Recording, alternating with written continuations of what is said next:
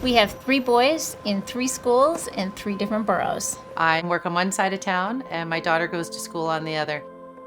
Being a single parent, transportation is one of the main obstacles. I'm up by 6:45. We usually work 12-hour shifts. 7:30 till about 3 o'clock. I leave, I drop him off, I come home and work. I also have a second She job. needs to be in a lot of places at a lot of different times. I often wish I could be in 2 places at once. It's busy. It can be a lot.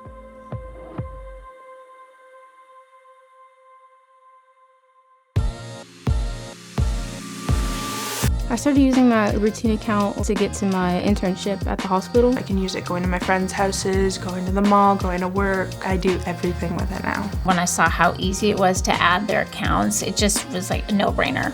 Using Uber for Teen has really made life easier for all of us. Being able to follow along when he takes a ride makes me feel like I'm with him, even when I'm across town. Hi there.